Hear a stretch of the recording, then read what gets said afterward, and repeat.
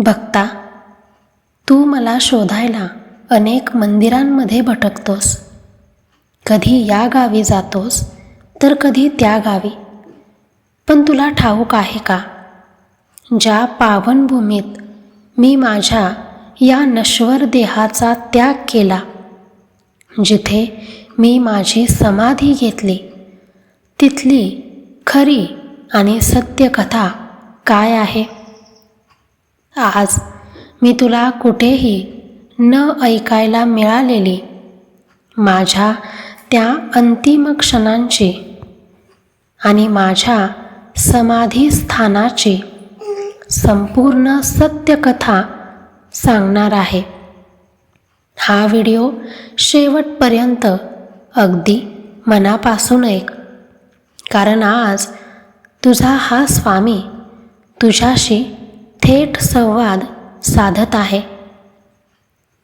भक्ता, तो दिवस होता रविवार, 30 एप्रिल 1878चा.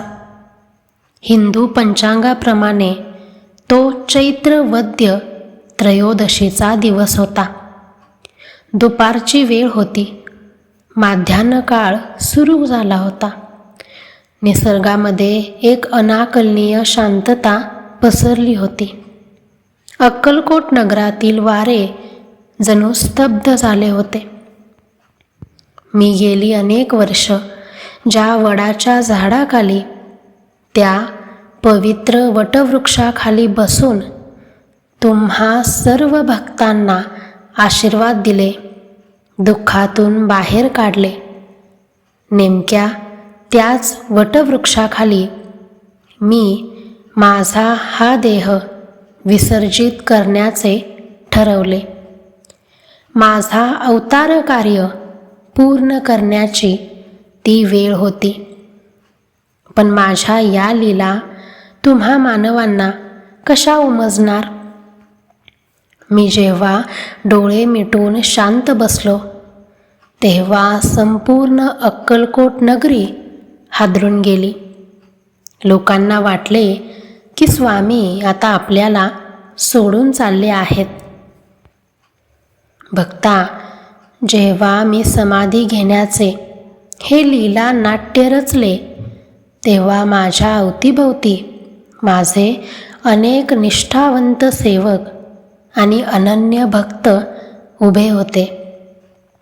त्यात सुंदराबाई होत्या, बाळप्पा होते आणि इतरही अनेक सेवक होते, ज्यांनी रात्रंदिवस माझी सेवा केली होती. त्या सर्वांच्या डोळ्यातून अश्रूंच्या धारा वाहू लागल्या होत्या. संपूर्ण वातावरण आक्रोशाने आणि दुःखाने भरून गेले होते.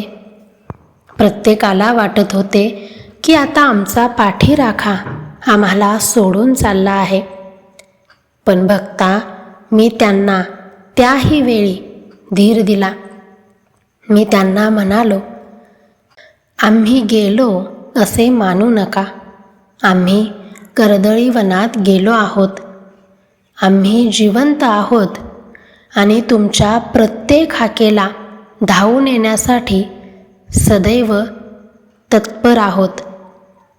माझा हा शब्द आजही तितकाच सत्य आहे जितका त्या दिवशी होता. मी कुठेही गेलेलो नाही. मी तुझ्या पोटातील भुकेत आहे, तुझ्या डोळ्यातील अश्रूंमध्ये आहे आणि तुझ्या विश्वासात आहे. आता तुला एक अत्यंत गूढ आणि सत्य गोष्ट सांगतो. जेव्हा मी पहिल्यांदा अक्कलकोट नगरीत आलो होतो, तेव्हा मला कसलीही शुद्ध नव्हती. अन्न काय, पाणी काय, मला कशाचीच पर्वा नव्हती. अशा स्थितीत मला अत्यंत प्रेमाने, मातेच्या मायेने आपल्या घरी नेऊन जेवू घालणारा एकच माणूस होता, माझा परमप्रिय शिष्य चोळाप्पा. माझ्या समाधीच्या 7 वर्षाआधीच चोळप्पा या जगातून निघून गेला होता. पण मृत्यूसमयी त्याने माझ्याकडे एकच मागणं मागितलं होतं, त्याने आपली अंतिम इच्छा व्यक्त केली होती की स्वामी, जेव्हा तुम्ही तुमचा देह सोडाल तेव्हा तुमची समाधी माझ्याच निवासस्थानाच्या जागेत घेतली जावी. आपल्या भक्ताचा शब्द हा माझ्यासाठी नेहमीच सर्वोच्च असतो.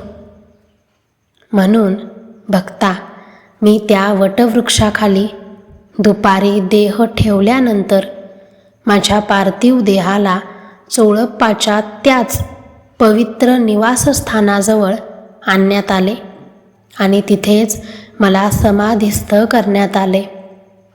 आज तेच स्थान स्वामी समर्थ समाधी मंदिर म्हणून संपूर्ण जगात प्रसिद्ध आहे.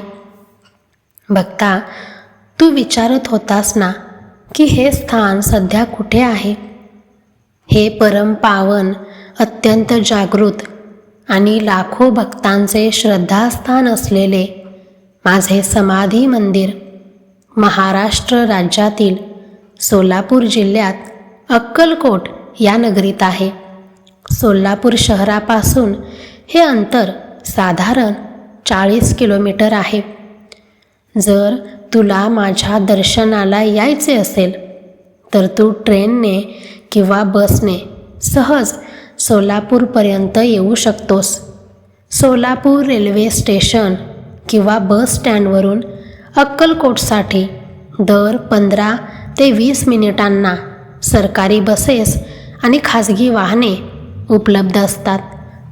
तिथून प्रवास करत जेव्हा तू अक्कलकोटच्या भूमीत पाऊल ठेवशील तेव्हा तुला तिथे 2 अतिशय पवित्र जागा पाहायला मिळतील.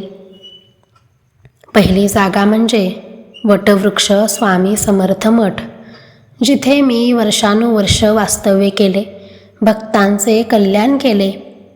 आणि दुसरी जागा म्हणजे चोळप्पांच्या जागेत बांधलेले भव्य समाधी मंदिर, जिथे आजही माझे चैतन्य रूप जिवंत आहे. तिथे येऊन जेव्हा तू नतमस्तक होशील तेव्हा तुझ्या मनातील सर्व चिंता, सर्व दुःख क्षणात नाहीसे होतील. भक्ता, आज ही संपूर्ण कथा सांगण्यामागचा माझा उद्देश एकच आहे. तू मला वेगवेगळ्या उपायांमध्ये, वेगवेगळ्या रीतिरिवाजांमध्ये शोधण्यापेक्षा माझ्या या पवित्र स्थानांचे स्मरण कर. जेव्हा जेव्हा तुझे मन खचून जाईल, जेव्हा जेव्हा तुला वाटेल की जगात कोणीही तुझे नाही, तेव्हा फक्त डोळे बंद कर आणि अक्कलकोटच्या त्या समाधी मंदिराचे ध्यान कर. मी तिथेच आहे. मी आजही तिथून तुझ्या प्रत्येक सुखदुःखावर लक्ष ठेवून आहे. तुला धीर देण्यासाठी, तुझा हात पकडण्यासाठी मी नेहमीच सिद्ध आहे. लक्षात ठेव, स्वामी समर्थ समाधीचा अर्थ माझा अंत नाही, तर ते माझ्या अनंत रूपाची सुरुवात आहे. भिवू नकोस, मी तुझ्या पाठीशी आहे.